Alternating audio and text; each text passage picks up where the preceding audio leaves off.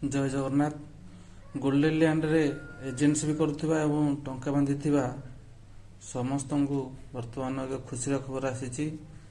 ସମସ୍ତଙ୍କୁ ବର୍ତ୍ତମାନ ପଇସା ରିଫଣ୍ଡ କରାଯିବ। ଗୋଲ୍ଡେନ ଲ୍ୟାଣ୍ଡର ସମସ୍ତ ସ୍ଥାବର ଅସ୍ଥାବର ସମ୍ପତ୍ତିକୁ ନିଲାମ କରାଯାଇ ବର୍ତ୍ତମାନ ଗଭର୍ଣ୍ଣମେଣ୍ଟ ସମସ୍ତ ହିତାଧିକାରୀମାନଙ୍କୁ ଟଙ୍କା ଫେରସ୍ତ କରିବା ପାଇଁ ନିଷ୍ପତ୍ତି ନେଇଛନ୍ତି।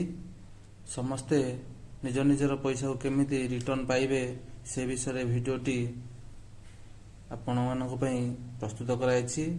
ଭିଡ଼ିଓଟି ପ୍ରଥମରୁ ଶେଷ ଯାଏଁ ଦେଖନ୍ତୁ। ଆପଣ ଜାଣିପାରିବେ ଆପଣଙ୍କୁ କ'ଣ ଡକୁମେଣ୍ଟ ଦରକାର ଏବଂ ଆପଣଙ୍କୁ କ'ଣ କରିବାକୁ ପଡ଼ିବ।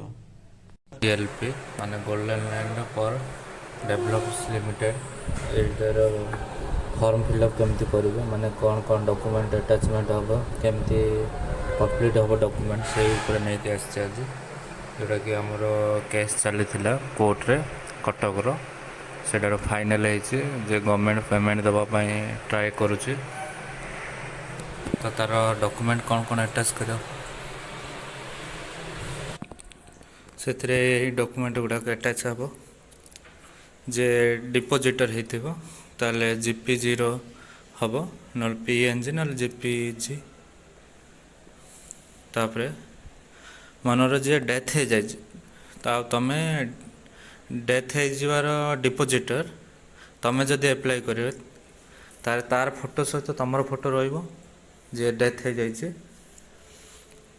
ସେମିତି if the depositor is not ଏଲିଭ୍, ନା ଯଦି ନାହାନ୍ତି ତାହେଲେ ତା'ର ଡିପୋଜିଟର୍ ଡେଥ୍ ସାର୍ଟିଫିକେଟ୍ ଦେବ ତୁମେ ଆପ୍ଲାଏ ଯଦି କରିବ। ହେଲା, ଲିଗାଲ୍ ହେୟାର୍ ସାର୍ଟିଫିକେଟ୍ ଯଦି ଅଛି ଲିଗାଲ୍ ହେୟାର୍ ସାର୍ଟିଫିକେଟ୍ ଦେବ ଯଦି ଡେଥ୍ ହେଇଯାଇଛନ୍ତି ସେମାନେ। Scanned copy for money receipt, depositor death ହେଉ କି ଡିପୋଜିଟର୍ ନିଜେ ହେଉ ତାହେଲେ ତା'ର ମନି ରିସିପ୍ଟ ଦେବ। ଆଉ ଇମ୍ପୋର୍ଟାଣ୍ଟ ବେଶୀ ହେଉଛି ଲାଷ୍ଟ ମନି ରିସିପ୍ଟ ହେଉଛି ମୋଷ୍ଟ ଇମ୍ପୋର୍ଟାଣ୍ଟ, ଯେଉଁଟାକି scanned copy of any other document support of deposit. ଆଉ ଯେଉଁଟା ବଣ୍ଡ କହୁଛନ୍ତି, ବଣ୍ଡର ବି PDF ହେଉ ନହେଲେ GPG ହେଉ, ସେଇଟା ସ୍କାନ୍ କପି ଦେବାକୁ ପଡ଼ିବ। Scan copy of front page bank ପାସବୁକ୍ର ବି ଦେବାକୁ ପଡ଼ିବ। ସେମିତି ସ୍କାନ୍ କପି ସିଗ୍ନେଚର୍, ଯାହାର ସିଗ୍ନେଚର୍ ଦେବାକୁ ପଡ଼ିବ। ଆଉ ଯଦି ସିଗ୍ନେଚର୍ ଦେଉନାହାନ୍ତି, ମନେକର ଟିପ ଚିହ୍ନ ଦେଉଛନ୍ତି, ତାହେଲେ ଲେଫ୍ଟ ଥମ୍ବର ଇମ୍ପ୍ରେସନ୍ ଦରକାର ସେଇଟା। ଆଉ ଲାଷ୍ଟ ଗୋଟେ ଦେବାକୁ ପଡ଼ିବ ଯେଉଁଟାକି ତୁମର ଆଇଡେଣ୍ଟି ପ୍ରୁଫ୍ ପାଇଁ। ଆଇଡେଣ୍ଟି ପ୍ରୁଫ୍ ହେଉଛି ପାନ୍ କାର୍ଡ଼ ନହେଲେ voter ID, licence, PDS card ମାନେ ଯେଉଁଟା ଆମର ରେସନ୍ କାର୍ଡ଼ ଯେଉଁଟା, ଆଉ ଆଧାର କାର୍ଡ଼। ଏତିକି ଡକୁମେଣ୍ଟ ଧରିକି ନେବ ଯେକୌଣସି ଜନସେବା କେନ୍ଦ୍ର ହେଉ ନହେଲେ ଅନଲାଇନ୍ ଯେଉଁଠି ଫିଲ୍ଅପ୍ ହେଉଛି ଆପ୍ଲିକେସନ୍, ସେଇଠି ନେଇକି। ଆଉ ତା'ର ୱେବସାଇଟ୍ ହେଉଛି www.opid.odisha.government.in। ଏ ୱେବସାଇଟ୍ରେ ସର୍ଚ୍ଚ କରିବ। ସର୍ଚ୍ଚ କଲା ପରେ ଆସିବ OPID ଆସିବ ସାଇଟ୍ଟା, ସେ ଉପରେ କ୍ଲିକ୍ କରିବ। ଆଉ ଯିଏ ନୂଆ ଆସିଛନ୍ତି ଏ ଚ୍ୟାନେଲ୍କୁ ଲାଇକ୍ କରିବ, ସେୟାର କରିବ, ସବସ୍କ୍ରାଇବ୍ କରିବ, ଆଉ ବହୁତ ମାତ୍ରାରେ ସେୟାର କରିବେ। କାହିଁକିନା ଗୋଲ୍ଡେନ ଲ୍ୟାଣ୍ଡର ଡେଭଲପର ଯେତେ ସବୁ ଏଜେଣ୍ଟ ଅଛନ୍ତି ସମସ୍ତ ଏଜେଣ୍ଟ ପାଖକୁ ପହଞ୍ଚି ପାରିଲା ଭଳିଆ କରିବେ ଆପଣମାନେ। ସେମାନଙ୍କ ପାଖକୁ ପହଞ୍ଚିବା ଯେମିତି ପାରିବ ସେଇଭଳିଆ ସେୟାର କରିବ। ଆଉ ଥରେ ୱେବସାଇଟ୍ କହିଦେଉଛି www.opid.odisha.government.in। ଏ ୱେବସାଇଟ୍ରେ ସର୍ଚ୍ଚ କରିକି ଫିଲ୍ଅପ୍ କରିବ। ତ ଫାଷ୍ଟ କ'ଣ କ'ଣ ଆସିବ ମୁଁ କହିଦେଉଛି।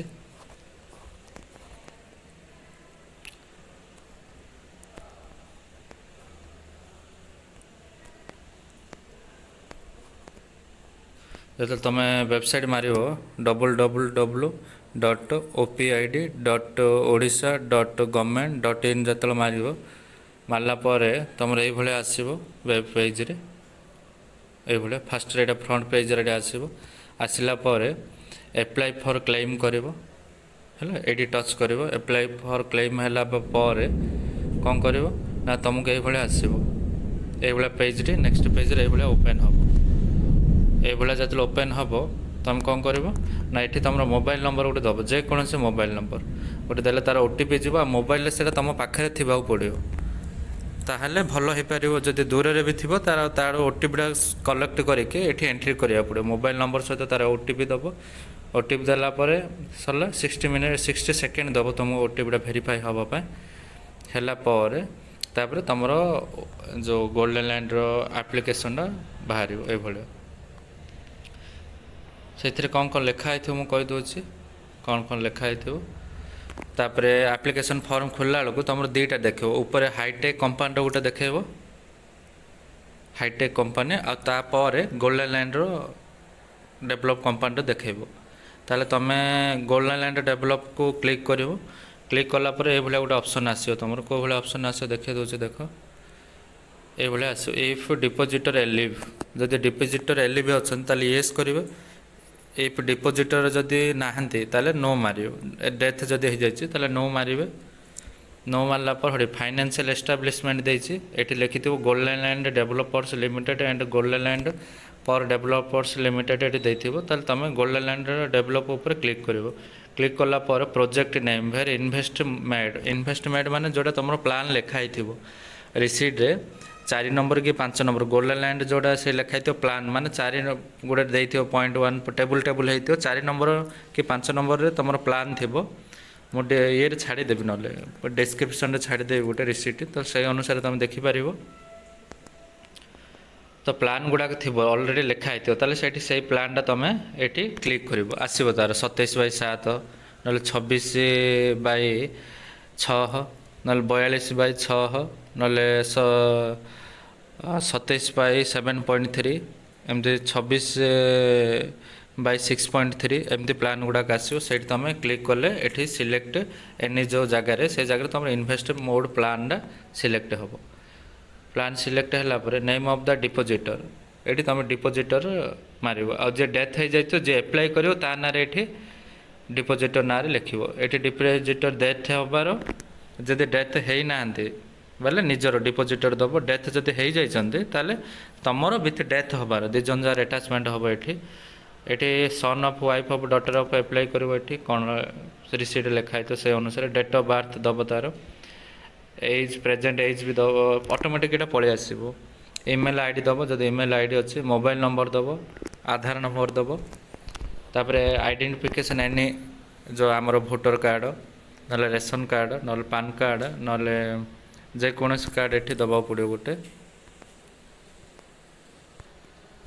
जेकोसी भी सबमिट करके दबा पड़े तार नंबरटा देवे तापर आसला प्रेजेंट एड्रेस निजर एड्रेस देवे ये पढ़ के district tehsil block panchayat post pin code आ पुलिस स्टेशन सब गुड़ाक ये देवे तापर ये जदि सेम एड्रेस सेम अच्छे ताले permanent address same as present address रे क्लिक करदे से तो सेम पलि आसले सरला यहाँ देन आ गोटे अच्छे इफ कम्प्लेनेड टू EOW माने इकोनॉमिक ऑफेंस विंग माने सामाजिक भितर जब आप गंडगोल अच्छा जदि गोटे एजेंट पैसा मागी आगे मागे पूर्व पब्लिक तुम पैसा दे न पब्लिक तुम ना केस कर जेकोसी केस जदि अच्छी ताले ये क्लिक कले येस कर जदि किसी कम्प्लेन सेमती आसनी ताले ये नो कर नेक्स्ट मारे नेक्स्ट मारला तुम ये आसो गोटे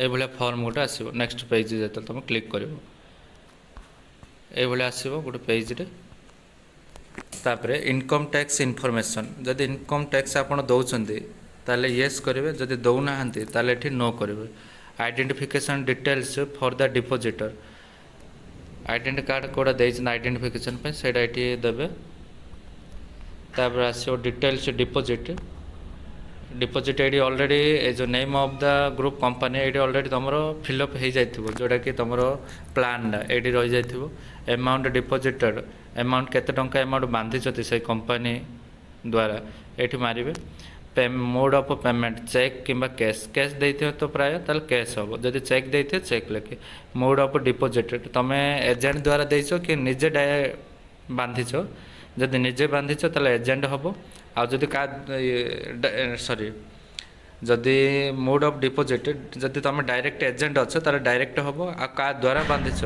ताल एजेंट से हम अमाउंट रिसीव्ड एगनेस्ट द डिपोजिट माने एटा 00 हम कहीं रिसीव करन ना तुम मनी किसी भी जे रिसीव मनी कर से अनुसार ताको तुम फिलअप करा पड़ो जब मझे मनी कैशबैक थी ताल मझे से केतना उठेच तुम से अनुसार से फिलअप करा पड़ो ଆମାଉଣ୍ଟ ଅଫ୍ ଆଉଟଷ୍ଟାଣ୍ଡିଂ ସେ ଅନୁସାରେ ଏଇଟା ପଇସାଟା ପଳେଇ ଆସିବ। ଏଇଠି ସେ ରିସିପ୍ଟଟା ଦେବ, ଲାଷ୍ଟ ରିସିପ୍ଟ ଯେଉଁଟାକି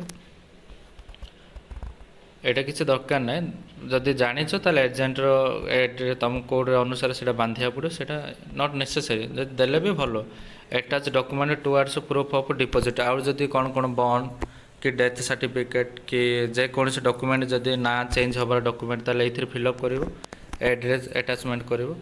ତାପରେ ଆସିବ bank account details, bank account ଡିଟେଲ୍ସରେ ଫିଲ୍ଅପ୍ କରିବ, ଆକାଉଣ୍ଟ ନମ୍ବର ଦେବ, IFSC କୋଡ଼୍ ଦେବ, ବ୍ୟାଙ୍କ ନେମ୍ ଦେବ, ଯଦି ଆଧାର କାର୍ଡ଼ ୟେସ୍ ଦେବ, ବ୍ୟାଙ୍କ ଆଡ୍ରେସ୍ ସବୁଗୁଡ଼ାକ ଦେବ।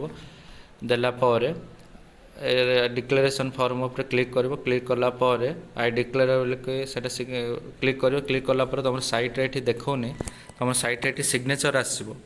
ସିଗ୍ନେଚର୍ ଆଟାଚ୍ କରିବ, ଯେଉଁଟାକି ସିଗ୍ନେଚର୍ ବି ଦରକାର। ତାପରେ ସବମିଟ୍ ବଟନ୍ ମାରିବ। ସବମିଟ୍ ବଟନ୍ ମାରିଲା ପରେ ସବୁ ଠିକ୍ ଠାକ୍ ଚେକ୍ କରିକି ସବମିଟ୍ ବଟନ୍ ମାରିବ। ସବମିଟ୍ ବଟନ୍ ଯେତେବେଳେ ମାରିବ ତୁମର ଏଇଭଳିଆ ଫର୍ମାଟ୍ଟା ହେଇଯିବ। ଏଇଟା ଗୋଲ୍ଡେନ୍ ଲାଇନ୍ର ଫର୍ମାଟ୍ଟା, ଏଇଟା এইভাবে আপ্লিকেশন OPID আপ্লিকেশন ফর্মেসন হব হলে এটা ମୁଁ କହୁଥିଲି ଯେଉଁ ସିଗ୍ନେଚର୍ ରେଡ୍ ଭଳିଆ ଅଛି ନା, ସେଠି ସିଗ୍ନେଚର୍ର ତୁମର ଫଟୋଟା ଅପଡ଼େଟ୍ ହେବ। ଆଉ ଏଇଭଳିଆ ଫର୍ମାଟ୍ଟା ତୁମର ଆସିବ। ଏଇଟା ହେଉଛି ଗୋଲ୍ଡେନ୍ ଲାଇନ୍ର ଫର୍ମଟା। ତାହେଲେ ଏଇଥିରୁ ତୁମେ ଏଇଟା ଫାଇନାଲ୍ ହେଉଛି। ଏଇ କପିଟା ତୁମ ପାଖରେ ଥିବ, ଯେତେବେଳେ ମନି ନ ଆସେ ତାହେଲେ କମ୍ପ୍ଲେନ୍ ବି କରିପାରିବ। ଆଉ ଯଦି ମନି ଆସିଯାଏ ତାହେଲେ କିଛି ପ୍ରୋବ୍ଲେମ୍ ନାହିଁ। ଆଉ ଗଭର୍ଣ୍ଣମେଣ୍ଟ ଡିସାଇଡ଼୍ କରିଛି ମନି ରିଟର୍ଣ୍ଣ କରିବା ପାଇଁ।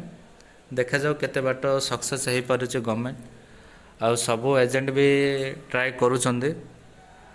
ଆଉ ଯେଉଁମାନେ ମୋର ମୁଖ୍ୟ ଗୋଟେ କଥା ହେଉଛି, ଯେଉଁମାନେ ଏଜେଣ୍ଟକୁ ଗାଳି ଗୁଲଜ କରିଛନ୍ତି ସେମାନେ ନ କରନ୍ତୁ ଏଜେଣ୍ଟମାନଙ୍କୁ। କାହିଁକିନା ତୁମର ଭଲ ପାଇଁ ସେ ପଇସାଟା ଆଜି ଡିପୋଜିଟ୍ କରିଥିଲେ, ତୁମର ପଇସାଟା 5 ପଇସା ଡବଲ୍ ହେବା ପାଇଁ ସେ ଆଜି କରିଛି। ତ ତୁମେ ତାକୁ ଆଜି ପଇସା ମିଳିଲାନି କି ପଇସା ପାଇପାରିଲନି, ତ ତାକୁ ଗାଳି ଗୁଲଜ କଲେ କ'ଣ ହେବ?